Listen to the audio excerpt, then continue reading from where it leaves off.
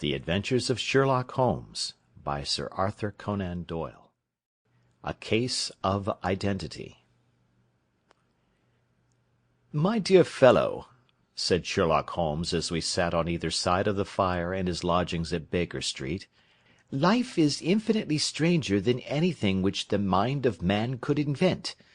We would not dare to conceive the things which are really mere commonplaces of existence.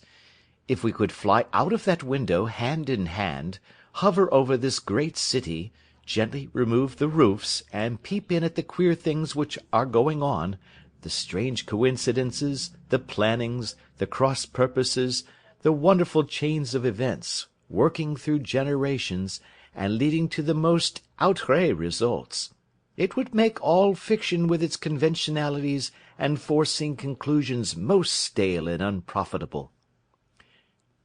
"And yet I am not convinced of it," I answered. "The cases which come to light in the papers are, as a rule, bald enough and vulgar enough.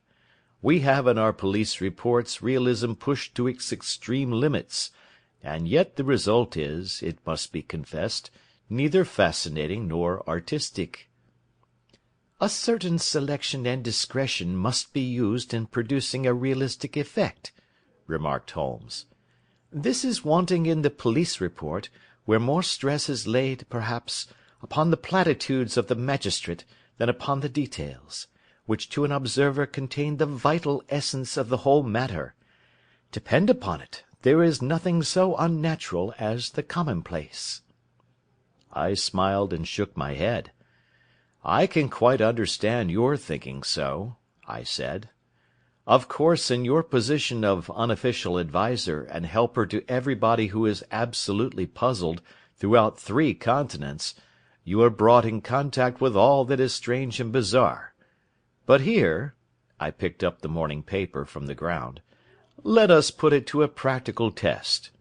Here is the first heading upon which I come: A husband's cruelty to his wife. There is half a column of print, but I know without reading it that it is all perfectly familiar to me. There is, of course, the other woman, the drink, the push, the blow, the bruise, the sympathetic sister or landlady. The crudest of writers could invent nothing more crude."